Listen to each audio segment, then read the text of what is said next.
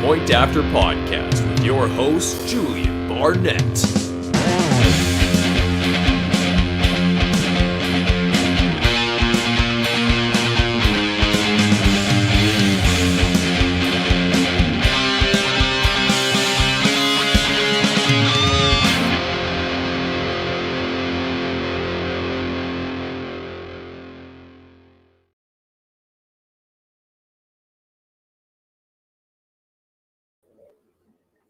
What is up? What is up, fantasy world? Welcome into the Point After Podcast. I am your host, Julien Barnett, coming to you from the Great White North, and as always on the True North Podcast Network.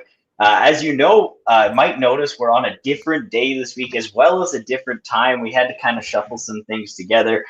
So we are kicking it off. Dan and I, we're actually just we decided to start a little bit early. We still do all the intro and everything, but we just wanted to get on here and just start talking together. We're on a bit of some time constraints, so we're trying to get as much content out to you guys as we possibly can in that time. We do have a guest coming on, but I'll introduce him when he gets here. He had soccer practice. He was coaching soccer practice right before this, so he's rushing home to get onto this pod. So, Dan, how you doing, buddy? Thanks for joining me on this Thursday night. Yeah, man, absolutely. It's a pleasure to be here with you. I'm excited about our guests we have coming on, who the viewers will see here shortly, and excited to kind of chop it up on some of these rookies a little bit more, discuss some of the shares that we've acquired in some recent rookie drafts, and, talk about a couple of those guys that seem to be, elusive when it comes to trying to acquire shares. But really excited to break down some of these guys and what we've been looking at going through some of these rookie drafts. Well, and it's going to be interesting, man, because a lot of it is between you and I. Like we're degenerates here, and we have way too many dynasty leagues, and so we're pulling from our own numbers. But it is really interesting because there is some trends that I noticed, and we'll get into this a little bit later, but that we both have, not just in like late guys that we're targeting, but also early guys that we're kind of avoiding, not necessarily because we don't believe in the player, but maybe it's the ADP that's too high, or the situation isn't great, or whatever it's going to be. So yeah, it'll be fun to get into that, man. But I wanted to kick off the show today. You guys might have noticed I took a sip of my this is called a Caesar. We have these up here in Canada. This was invented in my hometown of Calgary, Alberta. You guys down south, you might know it as a Bloody Mary. That's the adopted name for it. But yeah, up here we like to do it strong. And today is the National Caesar Day here in Canada. So that I'm going to be rocking a Caesar on the pod. I got a little bacon strip in here. I got some pickles. We got myself a green bean, along with all of the other fixins that go into this bad boy. Truth be told, Renee made it for me before we got here. I'm not great with ingredients. well, hat tip to Renee, because that looks special right there, Jules. Oh, let me tell you. You know what? I did buy the glass. This was mine. Like when we met, this was here. So we've got that going for myself. This couldn't have happened without that glass, but it also couldn't have happened without Renee or my buddy Josh, who's fantastic at making drinks.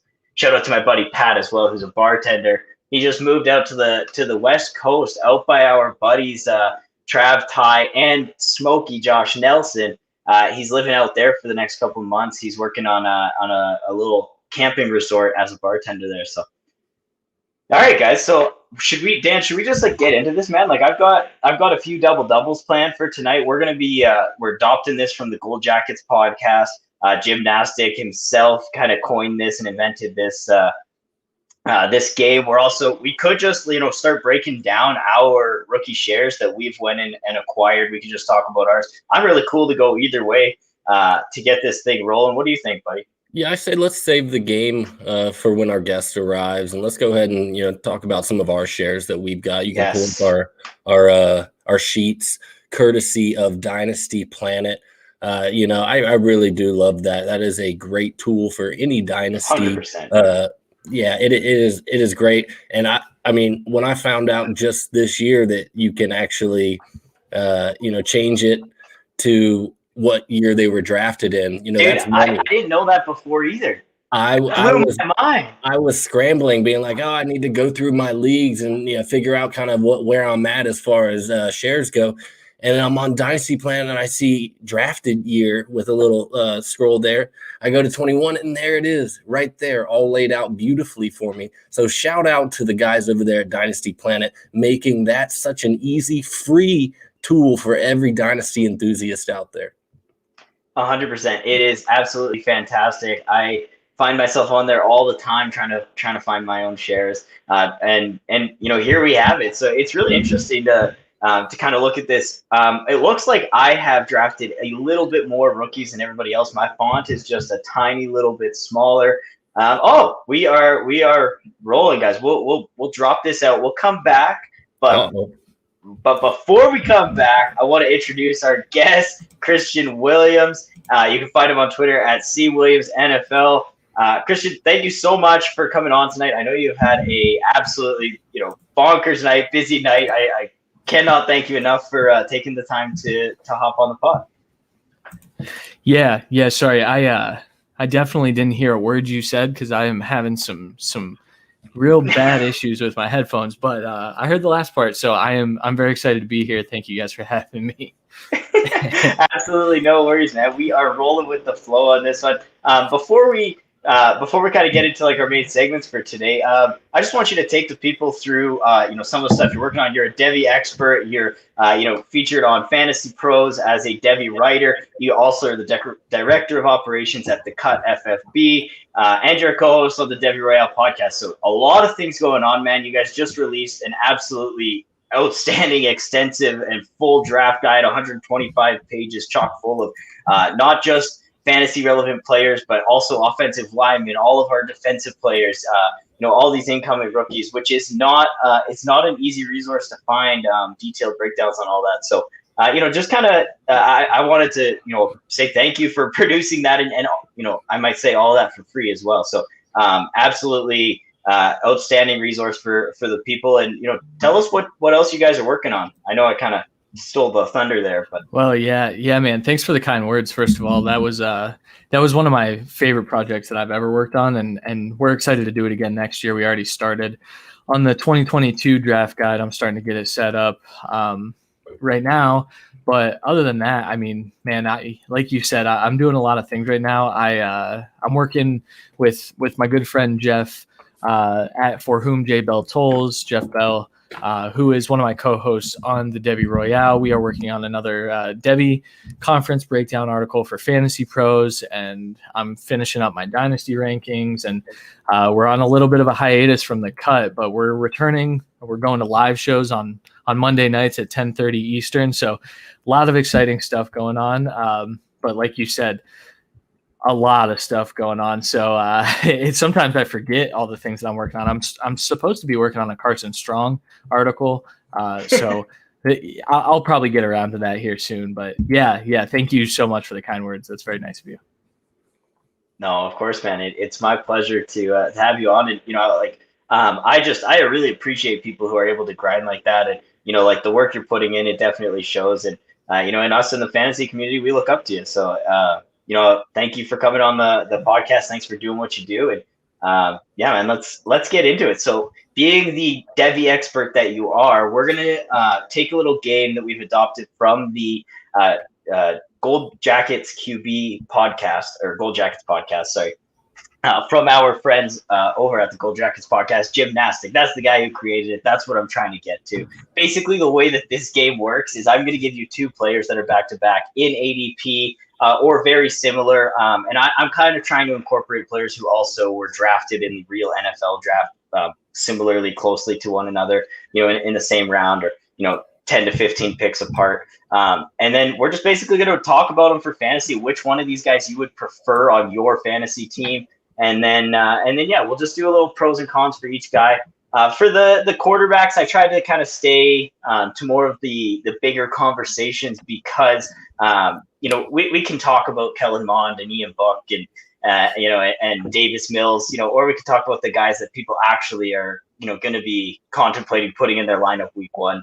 And so that's the way we'll go with that. But when we get to the receivers, we'll get a little bit deeper. So the first one that I got on here, guys, is two quarterbacks. We got Trey Lance, who's right now going at the 102 consensus ADP, courtesy of DLF, and Justin Fields, who's the QB3, going at the 103. So, virtually these guys are back to back.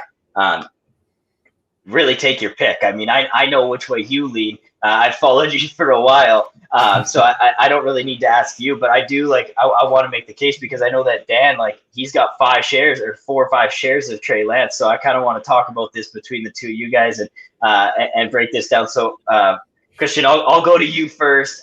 You don't need to give us a super long answer. If anyone's followed you, they know where you lean, but just take it away, buddy. Yeah. I guess first of all, I should say I definitely see the appeal of Trey Lance. Trey Lance was my QB3, and he was closer to Trevor Lawrence than he was to Zach Wilson. So Trey Lance possesses a ton of rushing upside too. So for fantasy, that's what you look for. Plus, the higher draft capital. I get it. I'd still roll the Fields. Everyone knows that. So. I'm muted. What about you, Dan? Where do you fall, buddy? Because I'll pull it. I mean, we pulled it up here earlier, but you see right up at the top there, you got Trey Lance sitting at 4 shares. So is this a product of his ADP? Has he fallen to you at the 103, or have you been taking him at the 102 over Fields? No, I have not been taking him over Fields. Justin Fields was my QB2 going into the NFL draft. And while others have ended up dropping him down due to NFL teams that potentially were needy quarterback teams, talking about Detroit, Carolina, and I believe one Denver as well, teams like that passing on Justin Fields, it does raise some eyebrows. But I'm still a believer. I watched plenty of this kid play from high school on, and I believe in the talent. I do like Trey Lance. He was one of my bigger risers, I should say. He was my QB3 and still is my QB3. But as far as overall prospect goes, and in the landing spot, it was beautiful. And like Christian mentioned, the rushing upside that he brings to the table, that's what the appeal is in fantasy football. I don't know, quite if he's the passer that I'm looking for, but we've seen what Lamar Jackson can do with his rushing upside. People want to pick apart Lamar Jackson and say he's not he can't throw the ball, he's not a quarterback.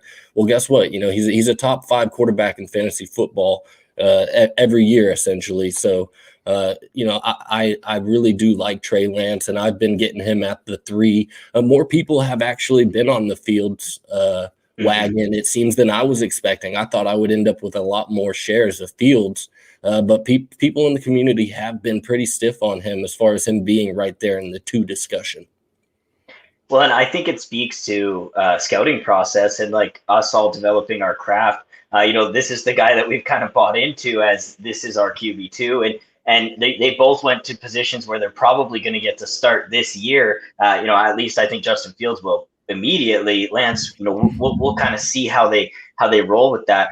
But I really do. I think that it's really interesting to because it does speak to the process of how we scout these players as prospects and not necessarily just at draft capital. Because when we're talking, in the first round, Ty says in the comments here, it's interesting to see how much people move Fields, Lance post NFL draft, and it really is because Lance, he did shoot up into that conversation. But that's what I think is so interesting is Fields is still kind of being in the majority there, and so. I personally, I have 1 share of each of these guys. I actually made sure to get 1 share of all 4 of the top quarterbacks in this draft because I actually believe in all of them. And if I had to rank them, Zach Wilson would be at the bottom, Trey Lance would be at number 3. But I actually took him at the 102 in 1 Superflex league just simply because this is a heavy rebuild team, and I'm willing to wait on Trey Lance because I think he does have that rushing floor where he can really have that upside. And if he does pop off that way, I'm willing to wait. I'm willing to tank for, have my team not be very good for another year if he doesn't come out and blow the top off right away. So I think it's really, really interesting. I've leaned both ways, and I'd be happy with both guys on my roster, honestly. Yeah, for sure. And I do want to say, I think I said at one point on our podcast that I think Trey Lance might have the higher ceiling just because we don't know what kind of passer he's going to turn into. And so when you consider that, then you can convince yourself to draft him as the QB2. And apparently a lot of people are. So. Well, and that ADP right there shows it. Like I pulled this right from DLF yesterday, and he is going as the. I'll pull it right now just from today's updated rank. So yeah, he's going at the 2.70. Justin Fields is at the 2.80. So these guys are virtually back to back. Really, like you're splitting hairs in terms of who's first. It's whichever guy you go with. So. Yeah, and as Ty is bringing up in the comments, is talking about the bye weeks and scheduling to start the year. Chicago does start with the Rams. Definitely a scenario where you could see the Bears kind of wanting to feed Andy Dalton to that Rams defense week 1, not necessarily put Fields out there in that position. Similar to how some NFL teams have done in the past. I believe the Texans maybe did it with Deshaun Watson. Had another guy on the roster come out start. He may not have even finished the game before they let Watson in, but and as far as Lance goes, San Fran does have that week 6 bye. So I'm saying as a Lance owner, that's probably where he's going to be starting at least, if not before, depending on how Jimmy G does and comes in and play in those first 6 weeks. But I think his floor, just with the capital that they put into him, is you will see Trey Lance following that bye week at the very latest. Yeah, well, I love that you brought that up because I just want to throw it out there for redraft leagues. Like we see this all the time, especially with rookies. Being somebody who, when I started playing redraft, I actually just avoided rookies. I was like, I'm just not going to draft them because they aren't good in the NFL. And it was because I draft them, and then the first 6 weeks they'd suck or they wouldn't get on the field, and then I dropped them and someone else would go pick them up. And now I'm the guy picking them up, saying, no, like you need to know what you're doing to figure this out. And so, that's the evolution of my fantasy football experience. But I love that you brought that up because if you're playing in a redraft league, like if you want to draft Lance, like I don't know a whole lot of redraft leagues that are super flex, but in like a 1 QB league, like you could take him. Like honestly, I would probably let somebody else draft him, drop him after week 4 and if he does come out, starts week 1 and lights the world on fire, I mean, you missed your opportunity. Like, and you could have taken a late round flyer on him. But I think it's more likely that, he probably comes out, and I think Jimmy G does get a couple starts. Not that I think he should, but I think that, I think he probably does. And so it'll be interesting to see how this breaks down. I said it on a podcast, I think it was 2 weeks ago, Dan, when we were talking. Like the offense is going to change drastically from which quarterback they put under center. So if you have this whole time throughout the offseason to implement, some heavy RPO, get Lance involved in the running game, you would kind of think that they're going to go ahead and do that, if they plan on starting in week 1. If not, like if they want to, let him sit for a year, then they're probably going to go and implement, the short passing game with Jimmy G, like they've been trying to implement for the past couple of years, strong run game, short passing game. And so I think it's really interesting how that's going to break down. But yeah, we've been talking about these guys for a little while, so we'll move on. We got our 2 running backs. I get a little bit deeper here. As I say deeper, this is the RB4 and 5 consensus right now in Superflex leagues. Trey Sermon to the San Francisco 49ers, Michael Carter to the Jets. These guys went 10 picks apart in the NFL draft are also back-to-back in rookie ADP. So I think this is really, really interesting because I know like people fall, if you're a Trey Sermon fan, it seems like you fall heavy on the Trey Sermon side. There's not a whole lot of give between the two of these guys. And then, Michael Carter, to me, like he has that receiving upside that you can, you can kind of get jived up about, but it's also the Jets and a very new offense. And he has 4th round draft pedigree. And like, do you really want to take him over a guy who they traded up for? So, Dan, I'm going to go to you with these 2 guys first. You tell me which one of these double doubles you want. These are some great double doubles because I have found myself in rookie drafts with the same exact scenario right there in front of me. Essentially with these 2 guys, I had the 101 and the 102 in a super flex draft I just did. And it was my first share of Trevor Lawrence, probably my only share I'll have. But my first share, and I did take Justin Fields with that 102 pick, staying true to my rankings. I do have some Lance shares, as you've seen, so I didn't feel the need to swap up what I have going on. But Trey Sermon and Michael Carter, I can paint a story for both of them of why they could be successful here at the next level. But when I do face myself with this decision, which I just was earlier today at the end of the first round in a single quarterback league, which seemed to be almost extinct by now, but I still have one or two hanging Those in still there. happen? Yeah, but but I selected Michael Carter, I believe it was at the 109, which felt super early for me, being a super flex rookie draft specialist here these last few weeks. But I did go Carter, and Sermon went the pick behind me. And I just, that 49ers backfield, as much as I love it, it is just something that I find myself wanting to avoid more often than not. As much as you can find value, well, come draft day, whichever one's the cheapest, and we can talk about Elijah Mitchell and the shares that I've acquired of him in some of these rookie drafts. But as far as Trey Sermon goes, I do not have a share yet. And Michael Carter, I think I might have 3 or 4 at this point. Let's take a little look-see, Bear. Why don't we? So you have. Are your eyes better than mine?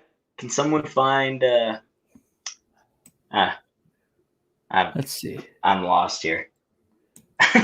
Whatever. I actually have one Trey Sermon share as well, and one Michael Carter share. I don't love either one of these guys, and Trey Sermon is a player whose ADP has crept up a little bit too much for my liking, and so I've been kind of avoiding at his current cost. But there we go, Christian. Now everybody can see your face.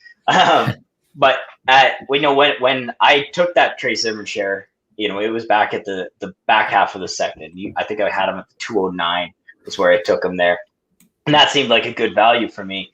But I see him going again, in Superflex leagues, 202, 203, and that's kind of where his ADP is at right now. Is at the 203. Michael Carter at the 205, and so for me, like I think I am actually leaning Carter for his pass catching upside. I think there's really nobody else in that offense, and I think if you're taking Trey Sermon, like you're going to get the same experience that you get when you roster Raheem Mostert and Jeff Wilson, and like it's just going to be the same thing with new backs. Like it would, like I think it's not unrealistic to think that in the right situation, Elijah Mitchell can get just as much playing time as Trey Sermon can in this offense. Like Shanny's just going to ride that hot hand. And like I don't have a whole lot of data on hand to back this up, but I really just don't feel like he's going to be that workhorse that a lot of people do think that he will be. Not that he can't be, but will be. And then it's also a health thing. Like, we've seen players go down in this offense a lot, and the next guy steps in, and then they ride that guy until he can't do it anymore. And then they move on to the next guy. So I think we could see a situation like that in this offense. Where are you at, Christian? Yeah, so I mean, at face value, I'm just taking Carter over Sermon because that's how I had it ranked for months. And then obviously the thing is, like, the draft capital would say draft Sermon, right? So I think this is going to be the year that the draft capital kind of sways. For example, like Amon-Ra St. Brown. You're watching him. He's walking right into a ton of opportunity. He's a better receiver than his draft capital suggests, in my opinion. He was in my top 10 comfortably. Definitely better than Nico Collins. But just kind of things like that. And so you kind of take that, you apply it to Carter as well, where he's walking into a situation where he's probably not a workhorse, right? Like, I don't think he ever was supposed to be a workhorse no matter where he went. But he goes to a situation where he could absolutely take like that lead back away from P. Ryan or Coleman or whoever the hell they think that they're going to run out there. I think it's going to be P. Ryan to start, to be completely honest. But I think Carter's going to carve out a role, and it's going to be a little easier because, like you guys talked about with Sermon, there's 5 other guys there that like I think could justify being on the field. I think Raheem Mostert's probably the one that gets cut. I know it doesn't save them a ton of money, but why are you drafting 2 running backs if you plan on keeping, the 2 that you had, 3 that you had? Yeah. And then they also signed Wayne Gallman. So it's like, I don't really know what Sermon's path to playing time is. Now, I did just talk about this on the Debbie Royale on Tuesday. Sermon and Mitchell looked very, very good in rookie minicamp last week, from what I heard. And so are they going to be the two-headed attack there? And if that's the case, of course, I would probably prefer Sermon because I think that offense is definitely going to score more. I have more faith in Trey Lance than I do Zach Wilson and things like that. But then walking that back one more time, Carter's going to get the pass catching work. Sermon is going to cede that to, Elijah Mitchell or whoever, Gallman, Jeff Wilson. So at face value, I'm taking Carter over Sermon, and I think they're a tier difference in my rankings. But I understand why people are taking Sermon over Carter. So, yeah, I think it really is the draft capital that is kind of jumping up there. And I mean, these guys didn't go super far apart. One's a third, one's a fourth round pick, but the 325 or the 402, we're talking 8 picks there, 9 picks there. You can say it's third, fourth round capital, but to me, those are basically the same. I see Javonte Williams, in the same draft capital conversation as Clyde Edwards-Helaire, because they went 3 picks apart. One of them was a first and one of them was a second, though. So I don't put as much merit into that as a lot of people do think. And I do want to say, Michael Carter, we've seen him, go out and put up 1,000+ yard season, only seeing 50% volume in an offense split with Javonte Williams. So I don't think it's impossible for him to come into the NFL and see that pass catching role. And if he lights fire, he's going to get on the field. They don't have anybody else, right? So if he goes out there and shows that he's a good back, he's going to get, I think at least that 50% snap share, of the running back shares, assuming he's good enough to get on the field. And I think he is. So that's the way I lean there. We'll move on to our wide receivers, guys. We got 2 sets here, and then we'll get into our exposure conversation. But so these guys, this is our wide receivers 6 and 7, going drafted in the second round of the NFL draft. But our wide receivers 6 and 7 for fantasy ADP right now: Terrace Marshall and Rondale Moore.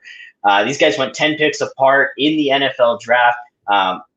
These guys went 10 picks apart in the NFL draft, both in the second round, but very different players, which I think is kind of what the whole double-double is about. One of these is a shifty, going to be used in the short run game. We think, and then one of them is more of, I think, profiles as a bigger body, kind of possession wide receiver that you can rely on. So, Christian, I'll go back to you. I started with Dan on the last one, so you can take this one away. Which way do you lean if you're on the clock and you have these 2 guys both in front of you? I've actually been presented with this, I believe. And I'd go Rondale pretty much every time. The situation where I clear path. Yeah. So I think Rondale is the wide receiver 2 there. I don't put much stock into AJ Green because he was awful in 2020. And so he's going to be just kind of I think he's just going to run 9 routes. He's just going to run straight, and they'll throw it to him sometimes, and he won't really be a factor. But Rondale, they're going to manufacture touches for him. They're going to use him in the role that they wanted Christian Kirk to be good in. And so I had Rondale ahead of Terrace pre-draft, and then the fact that he was drafted ahead of him, I guess I don't understand this ADP, because obviously the NFL had some concern over Terrace Marshall. Dude is a crazy athlete. I know there was a late injury that popped up, but you kind of wonder why we as a fantasy community would want, I guess it's the big body stuff, but Terrace Marshall is the wide receiver 3 for that team, no matter which way you spin it at this point. And I know that for sure.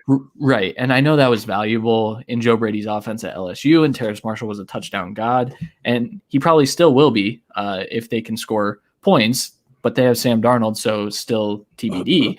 I'm a Sam Darnold believer. I just wanted to throw that out there. But yeah, I'm definitely on to Rondale Moore here. I think he's built like a running back. They might use him like a running back here or there, but he's a very capable receiver. So I love Rondale. He was like my wide receiver 3 or 4 pre-draft. So, all right. And D, where do you fall? This is kind of a coin flip for me. I was originally higher on Terrace Marshall heading into the NFL draft. And just prior to that, we heard about some injury concerns popping up on some of the NFL teams' boards, at least.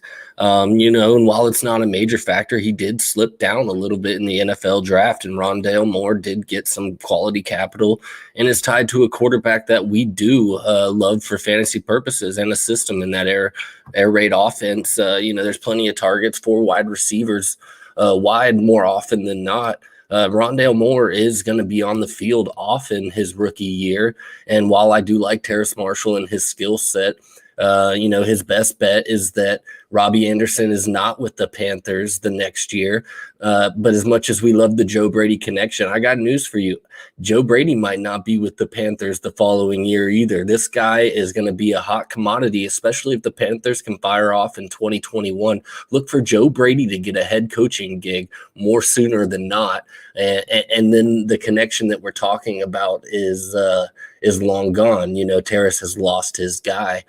So just kind of looking into the future, Terrace feels like a guy you might have to wait on a little bit longer. Yeah. While Rondale Moore might not be, the alpha there in Arizona, like Christian mentioned, I think he almost immediately slots in as the wide receiver too, and should see enough volume and has enough wiggle with the manufactured touches that I think he could be valuable on a weekly basis. While it may be a little bit hit and miss here and there, I do lean Rondale Moore currently over Terrace Marshall. Yeah, and I love what both of you guys said, and I think it kind of comes down to what you want for your team. Like, I think Terrace Marshall could have, wide receiver one upside down the road. I do believe that just with his physical profile and if he can, be that big body red zone target that this offense desperately needs, I think he can be that down the road. I'm not sure that I see Rondale in that conversation, but I do think you're right. Like, it's not going to happen this year, and Rondale is going to get manufactured touches. They're going to utilize him. And they're going to, that's going to be a fun offense to watch, because they're going to draw up some pretty crazy plays to get Kyler in space, get Rondale in space. And then you also got DeAndre Hopkins, who you're throwing the ball to. So I'm excited to see how that kind of shakes out. I think Rondale probably is the better option for 2021, but I think the upside of Terrace Marshall is higher. And so I think it is a kind of a coin flip, and you got to look at your team construction and say, like, do I need a guy who's going to be able to produce for me this year, or do I want to get a guy who I can kind of wait on, and bank on them producing at a higher level? So that's where I think. What if we were to throw it? I'm just going to ask you real quick here. What if we were to put it with Amon-Ra St. Brown or Terrace Marshall? Where are you at, Christian? You're muted. Yeah. I don't know what's going on with my headphones today. I'm sorry. That's okay. So I would probably lean Marshall in that case, just because that's where, like, I would definitely factor in the draft capital still, and the fact that they were pretty close to my rankings. And the fact that the draft capital in this the opportunity that I was going to get in Detroit, I would still go, because they said that ceiling is probably higher. Amon-Ra, if he gets some manufactured, just the level ups, he could be a PR king, getting a ton of work. So I'd still lean Marshall, though, for sure. All right. I lean that way as well. I was actually poised with this decision in a rookie draft just a couple days ago, and I took Terrace Marshall myself on a team that isn't a heavy rebuild, who I'm willing to wait a little bit longer, banking on that upside coming. So let's move on to our next one. These are two deeper guys who both got higher draft capital than I think we were all expecting. So Nico Collins to the Texans. He was taken in the third round with the 26th pick in the third round. And Josh Palmer to the Chargers, who was taken also in the third round, 12 picks earlier at the 314. So these guys are also going back to back in rookie drafts. Nico Collins is the wide receiver 12. Josh Palmer is the wide receiver 13. Both of these guys profile as bigger body wide receivers. One of them is stepping into, what looks like probably 100 targets because there's no one else to throw the ball to, and the other guy's stepping into a much better offense with a sure situation at quarterback, and probably Mike Williams leaving next year. So I think this kind of comes down to if you want the guy who's gonna see more production immediately, or do you want the guy who might take a little longer, but has that big body profile, and clearly the Chargers like him. They took him at the 314. So Dan, which way do you lean with these two guys? These are actually two guys that I like both following the NFL draft. Both were kind of risers on my boards. I was originally a little bit higher on Nico Collins heading into the NFL draft, but both kind of suffered from the same thing as far as collegiate production goes, and that was subpar quarterback play. Both wide receivers are decent prospects, and they both have a skill set that can transition at the next level. But their production profile was lacking, just like I said, due to poor quarterback play mostly. And lately it comes down to what, like you mentioned, do I want the volume that Nico Collins could see year one? But the Texans organization alone, what are they doing? Who's going to be throwing them the ball in 2021? Much more beyond that. So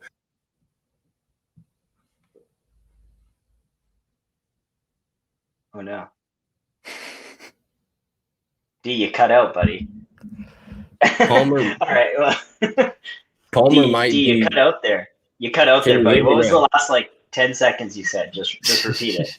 I was saying that I really like Josh Palmer a lot more over Nico Collins just due to the quarterback matchup. We don't know who's going to be throwing the ball to Nico Collins in 2021. That alone enough easily pushes me over to Josh Palmer. We know he's tied to Justin Herbert. Love the additions to the offensive line that the Chargers made this offseason. I think all of the Chargers are a big buy, and I'm willing to be patient. Like we mentioned, I'm pretty sure Mike Williams will be gone unless he just absolutely crushes this year. I think that he will be gone in 2022. And Palmer, he's a good route runner. While he is a big body, go up and get it. This kid can run routes well. And I am always going to be a fan of the route runners in the NFL. So give me Josh Palmer. I've been soaking up shares.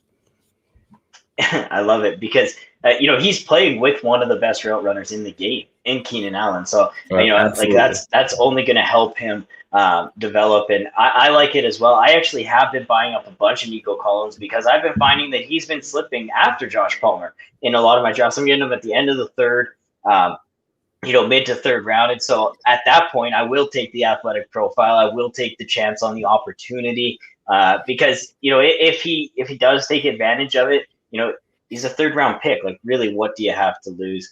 So, Dan, Nate wants to know, what are you downloading? I don't know. I live out here in the sticks. We don't have all those high definition cables running through the ground. We got signal shooting everywhere. It's problematic out here. Every time you cut out on the pod, your wife's up on the roof, with the satellite. Yeah, exactly. Exactly. She would if I asked her to. She's amazing.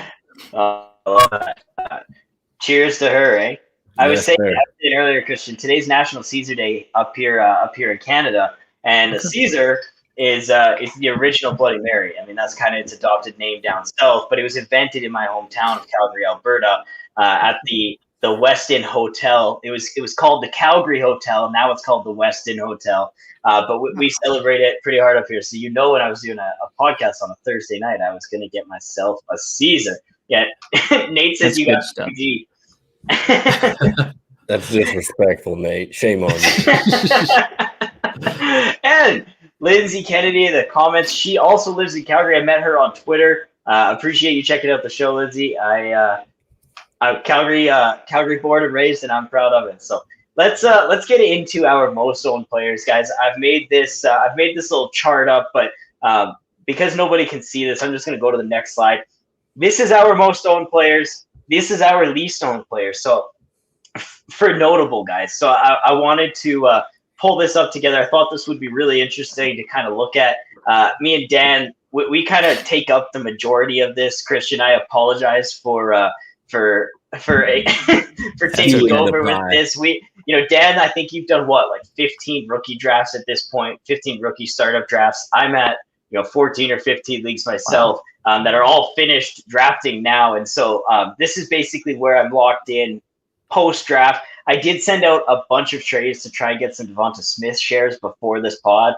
so I could hopefully add to the 5 we have there, because all 5 of those are Dan are Dan carrying the load for this team. So let's start at the top. Jalen Darden, we have 7 shares collectively. I think that's, again, you and me, Dan. I have 4. You have 3 for yourself.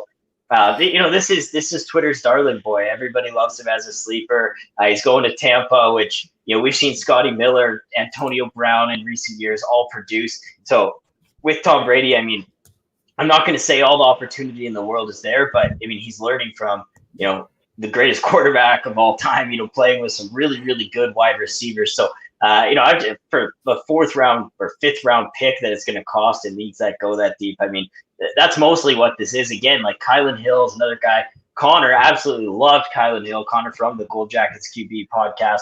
He absolutely loved Kylan Hill pre-draft, and then he slipped all the way down into the 4th round with my Packers. Is there any one that like stands out to you guys here on your most notable? I noticed I don't have any Hunter Long shares. You guys both do. Dan, you have 4, and Christian, you have 2. So you guys kind of take me through your love there. I haven't, like I said, I haven't really bought into him at all. I do have a lot of Trey McKitty myself, but Hunter Long, I'd love to hear you guys' takes. Go ahead, Christian. Sure thing. Yeah. So that point from Nate, that's a pretty good one. I've actually put him immediately on my taxi squad. I have no expectations for 2021. Where yes. I do expect him to contribute is 2022. I think Gesicki's in a contract year. What you also have is the Dolphins. I believe they are going to be moving to, and they ran some 12 personnel last year. I know they revamped their wide receiver room, but I've also heard rumblings. Now, I know you guys probably saw the report that it's a whole different playbook this year. From what I've gathered, they're going to be going 12 personnel a lot, which means Hunter Long could see the field. I know they like Durham Smythe and still Gesicki, but I think of Hunter Long as like the Harrison Bryant of this class, where he's still going to get work. If one of those tight ends goes down, then you have an asset that, if your taxi squads open up at, because some of my leagues, we open up at mid-year and see if we want to reevaluate and toss someone else on there. But if your taxi squad opens up in week 8 or 9 or whatever, then you might get some production at the end of the season from Hunter Long.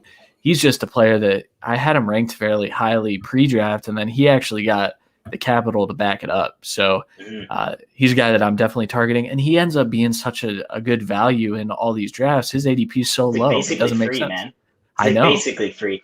And I actually think that's an attestment to the way that fantasy players approach the tight end position. Like, we all know that tight ends take a while to develop. You just said it yourself. Like, you're not expecting any production in 2021. So people are just waiting because they don't feel like they need to spend up to go and get him. And, they might be right. Like, and there's going to be people that get impatient that you can buy him for pennies next year at this time anyway. And so definitely a player to keep our eyes on. I love the athletic profile that he does offer. Is a 6'5", 253 pounds, and like you said, he's got the draft capital in the 3rd round to back it up, which, like George Kittle was a 4th round pick, right? And so I just think like the athletic dude is the guy that I like to go after at the tight end position, especially with all the variables that you guys mentioned, playing this 12 personnel set, and Nate in the comments saying Tua loves his tight ends. Like, yes, he does. And they run that offense really well. Like, they ran a lot of play action last year, and they didn't even have the team to do it, and now you add some playmakers in Jalen Waddle, and then you let Hunter Long develop. So I think it's gonna be really interesting. I think that's another guy. We have a bunch of six people shares here. Only a few of these do we each own one of them. One of those players, I believe, is Jalen Waddle. Sorry, did you have one, Christian? Let me. I'm gonna pull back our slideshow here. I got a bunch. I don't know. We'll see. We got Jamar Chase. You're our only Jamar Chase share, by the way, which is another thing that I wanted to talk about, which I think is pretty crazy because for me, like, I don't dislike Jamar Chase. I just dislike Jamar Chase's ADP. And, at that spot, I'm generally spending up either on Kyle Pitts. I'm grabbing a quarterback, one of the top 4 quarterbacks that's still around, or I'm grabbing one of those running backs. And so I have Jamar Chase basically as like I think I have him as my 8th player in Superflex leagues, and I know that's a little bit spicy. That's a little late compared to a lot of people. But like I am not 100% sold on that situation. I think that there is some other pass catchers that are really good in that offense. They have a really good running back. And if they can actually put the pieces together, like this offense isn't going to have to rely on giving Jamar Chase the absurd volume. He's not going to catch 20 touchdowns in the NFL like he did in 2019. So I have my concerns. I think people's expectations are too high. He's going, as the wide receiver 8 in dynasty startups, ahead of Calvin Ridley, ahead of DJ Moore, ahead of Terry McLaurin. I'm not buying in at that early, but and that's why I think we only have one share here. And I'm interested to see, like, did you spend up to get that Jamar Chase share, or was he kind of a value that just kind of slipped in the drafts and you were able to get him at like the 107? You tell me. Yeah, so I got him at the 106, but I had the 105, the 106, and the 109. And so my approach, I texted some of my buddies that were in that league, and I said, I can't believe I'm getting Kyle Pitts and Justin Fields at the 5 and 6. And then one of my other buddies sniped me on Pitts at the 104. And so, oh no, yeah. And so Fields was always going to be the 105. But then at 106, I was sitting there and I was like, man, this is a little rich for Javonte. So the first 3 picks were Lawrence, Lance, Najee. And so it was a little rich for Javonte, and I need some wide receiver help. And that's the thing. And I actually passed on ETN with my 3rd first-round pick to get a share of Zach Wilson. And I'm just my new strategy in that league is hoard all the quarterbacks and then trade at the trade deadline, because that was definitely rich for ETN. But yeah, it kind of just fell that way. I was really hoping for Pitts. I'm trying to get as many Pitts shares as I can, but now it's impossible. So. Well, I think at that point, like with, we know with he's the wide receiver 8 in dynasty startups right now. Like you have to consider that value when you're in your own drafts. If that's where he's going as a consensus ADP, someone in your league is going to pay up at those prices to go and get him, where they're not going to pay up for Jalen Waddle or Devontae Smith. Even if, say, you have that guy ranked higher than Jamar Chase, I think he offers more return value. Immediate return value if you wanted to go and flip him right away, like you certainly could. And so I actually I think that pick makes sense under those circumstances, especially with you have the 2 picks there. You were able to get your quarterback and then you just go BPA.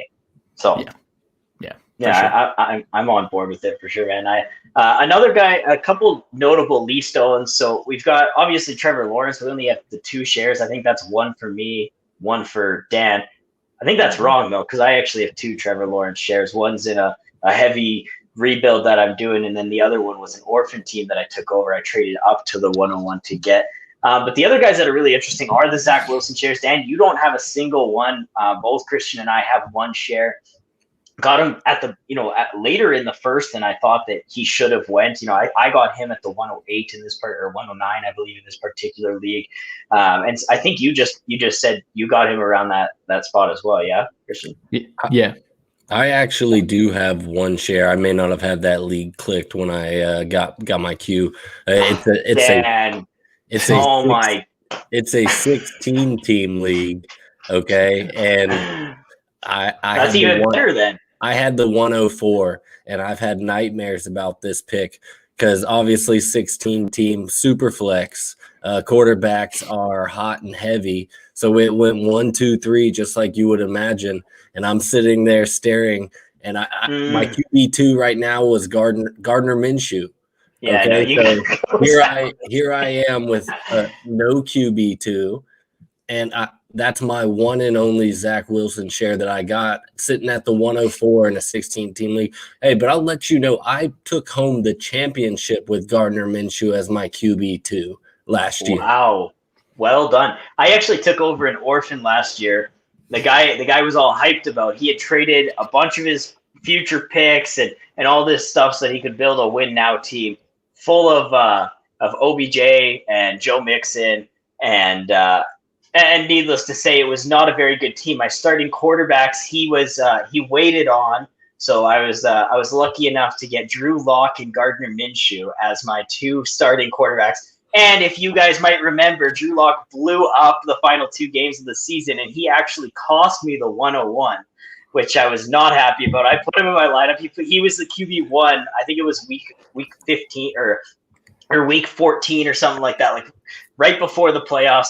Actually, I guess that would have been like week 12. Week 12, yeah, probably. And so, I have some bitter feelings about Drew Lock. I'm just like, if you can do that consistently, or at least like sometimes, and not be terrible the rest of the time, I'll be okay with you as like my QB4.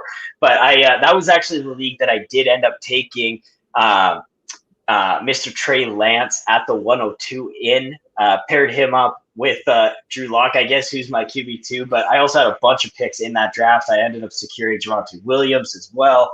And I think I may have got Jalen Waddle in that league too. I'm not 100% sure, but doesn't matter, guys. We are on a short time crunch because right after this, don't go anywhere. Stay tuned to the True North Podcast Network, because the True North Pod is coming on live shortly after this with Joe Dolan, one of the best rankers in the fantasy football biz. Yeah, he works for Fantasy Points, part of their affiliates there. So definitely stay here. Come check it out. They're going to go live in like 10 to 15 minutes or so. So we're going to jump out of here, but I just wanted to give you guys both an opportunity to plug yourselves, plug your work that you've been doing before we get out of here. And thank you guys both for coming on. So Christian, you take it away, buddy.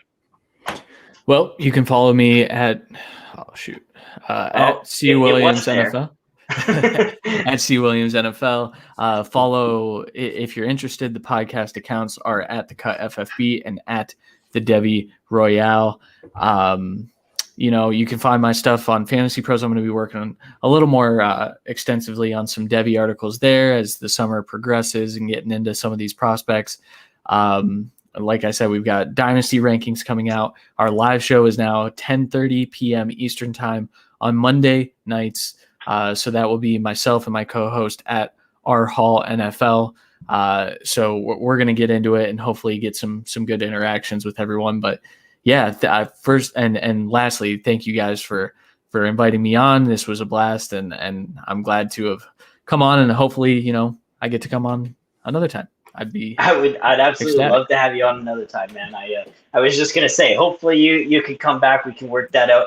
I know that this episode was a little bit of it was a little busy to put together, and so I honestly cannot say thank you enough for you coming on. I really appreciate it. Before we get out of here, I want to give a shout out to our buddy True North Nate in the chat. He's been here the whole episode. He comes out like every single episode to come and watch us. I cannot thank Nate enough for the support that he gives his podcast. I truly appreciate it. And he's a fantastic follow on Twitter with great information. So you can find him on Twitter at Nate Williams NFL. Go and check him out there. And then Dan, you got anything to plug before we get out of here? Don't forget that I asked you to give Viridian Global a shout out. So if you could go ahead and do that now, that'd be great. Let me go ahead and give our number one sponsor, Viridian Global, the shout out that they deserve. As you can see, I am dressed for success in my V gear tonight. I cannot emphasize enough about Viridian Global and what they've done to the fantasy football community. It was just a year or two ago.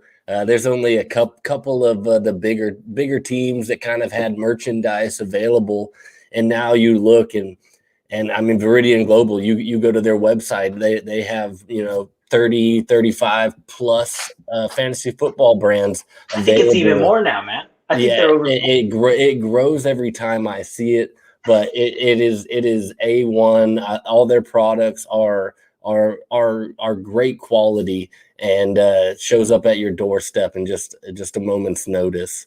So big shout out to Viridian Global. Make sure you head over to viridianglobal.com and check them out. Highly recommended. And hit me up in my DMs and I may have a promo code for you to use. Oh, I was just gonna tell you, down at the bottom you can All right, if you want to use his promo, Use the that's CPA fine too. promo. All right, I love it, guys. I appreciate you guys coming on. This has been a blast. You can follow me on Twitter at @thepointafterFF. I have to say I have been a little less active recently than usual. Started a new job not too long ago, and it has been kicking my butt. So when I get home, I've been relaxing with the girlfriend, taking some time to spend it with the fam jam. But definitely, if you need anything, reach out to me on Twitter on DMs. You can always tag me and stuff. I'm gonna retweet. I'll be there, but I just may not be as interactive when it comes to conversation. So thank you guys all. I appreciate the heck out of both of you guys coming out. This has been an absolute blast. I can't believe a whole hour just went by. Have yourselves a fantastic Thursday night. And for you Canadians out there, enjoy your Victoria Day long weekend, also known as the May long weekend. What up, what up? It's my birthday this weekend, so I'm a little hyped, guys. I'm a little Happy pumped. birthday, Jules. Start to the weekend. Thank you, Happy Dan. birthday. Thank you. Quarter of a century on Sunday. Can you believe that? It's crazy. It is Baby. crazy, man. It's crazy because I'm a baby and I remember being 16. Like I remember turning 15 and being like, yeah, I'll never be 25. That's too old. Anyways, guys, it's been a pleasure. I'm gonna if I don't turn this off, I'm gonna keep rambling. So I'm gonna play the outro video. It's been a pleasure. Have a great night.